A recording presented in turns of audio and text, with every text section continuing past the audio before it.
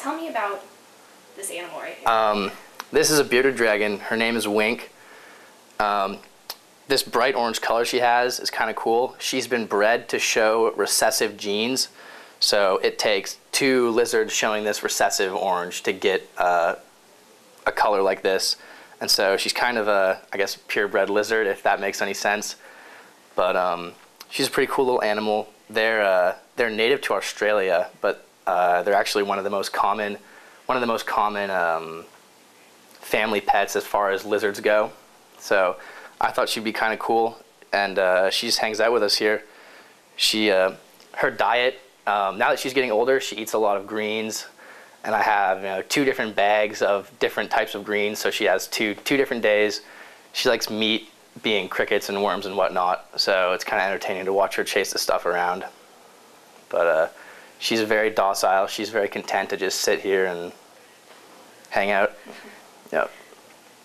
And how long have you had her? I've had her for just this first year, so basically just a school year. There she goes. I would probably say she's about a year old, but they do 90% of their growing in the first year of their life, so chances are she may not get much bigger than this. I'm hoping maybe with a bigger vivarium she'll get a little size to her, but it's kind of cool. As they mature, they'll get colors. If you can see the orange in her beard here, it started out just pure white underbelly and beard, and then as she matures, it'll get more orange.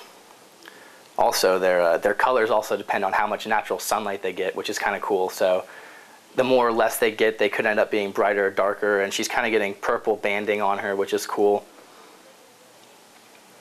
And how does having Wink, for example, kind of correlate with what you want to do well, in the future? I want to be a small animal veterinarian. It kind of all stems. I've just had this natural curiosity and just been intrigued by all animals, specifically reptiles and herpetoculture, which is kind of the hobby of keeping reptiles and almost creating their habitats, trying to create a vivarium that's as close to their natural habitat as they could possibly have.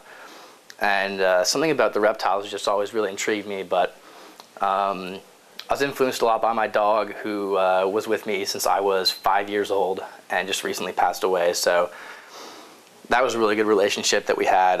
He was really influential on my family, and I don't know. It's hard for me to imagine being somewhere without having a pet. So I got Wink here, and she's been keeping me company. Did you know going into college in general that you would have pets throughout college? I guess I wasn't entirely sure. I actually have a python at home that my mom takes care of. He's a ball python, about 5.5 feet long now. It's got some girth to him. He's like this maybe. But I intended on bringing him down here this year, but the tank was too big to fit in the car, so we ended up with Wink. And me and some future roommates have been toying with the idea of possibly getting some ferrets, but yeah, my biggest concern is not having the time to take care of them properly, and so I don't want to take time away from Wink and end up having 2 pets that aren't getting proper care. So do you think the python would ever come here? I hope it does, because I don't want my mom to keep looking after my snake forever, but it's kind of hard when the python is halfway across the country and I'm living here, so we'll see what happens. My family lives right outside Washington, D.C. right now, so that's where I went to high school.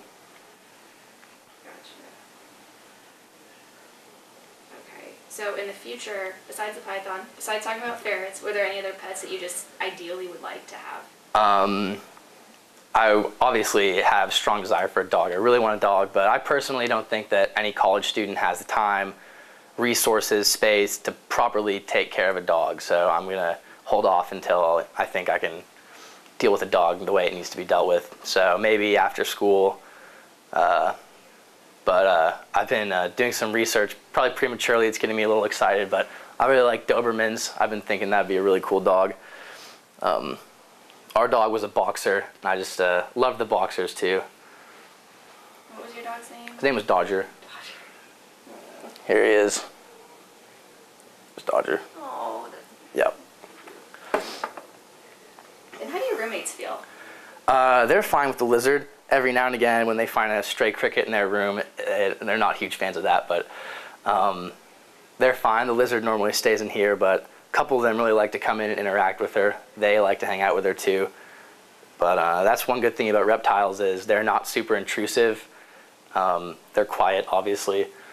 And they just kind of hang out and they come play with you when you want them to, and they just hang out in their tanks, and they're perfectly content to do that as long as they have the space, you know?